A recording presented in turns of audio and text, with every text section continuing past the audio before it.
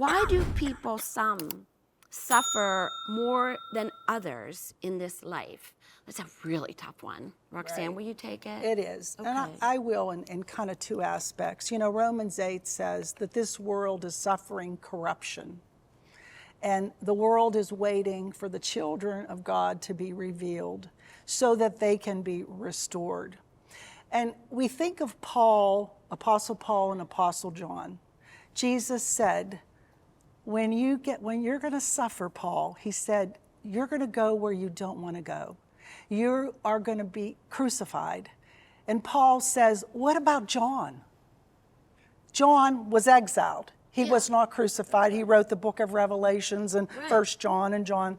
So what's Jesus saying? We all have a different path in life.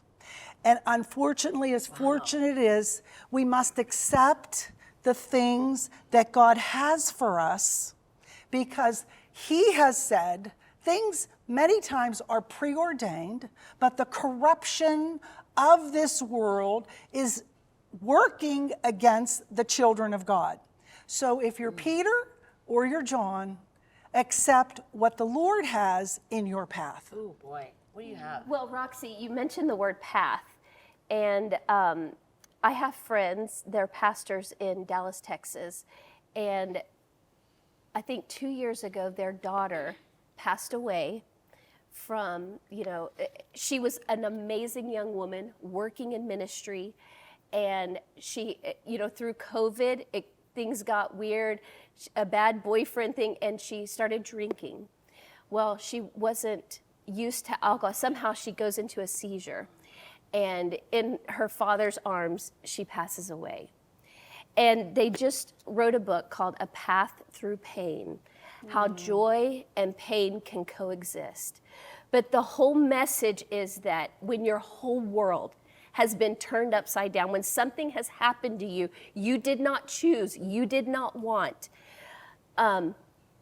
hope is the anchor of the soul. Amen. That no matter what, it's the hope that we have, that she is with Jesus, that we will see her again, that I still have grandkids and other children. It's this idea of joy and pain coexisting.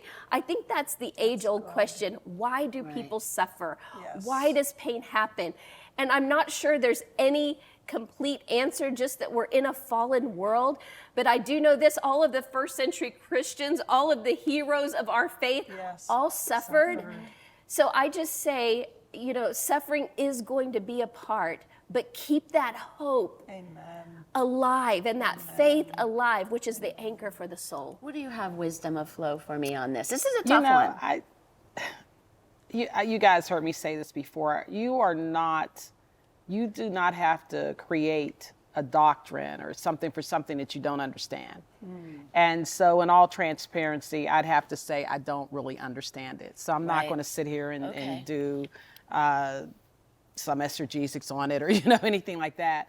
However, I will say this much about pain, that pain is an indicator that something's wrong.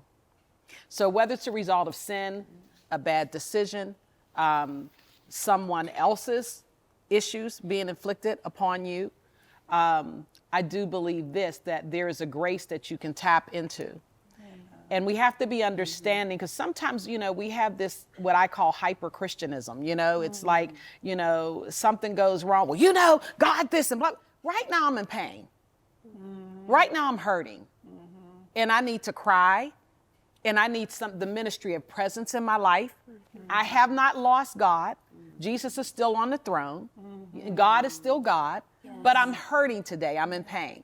And so I believe that pain, as I said, is an indicator that something's wrong, out of order. We serve a God that brings order, and therefore pain can become a place of gain after I allow myself to go through the process, and ultimately a place of reign, because as books come out of your story, she's not the only one with a story like that. There are others. There are people who haven't written books, but their lives are forever changed, and they have a compassion For those. to now move and minister in that arena to others.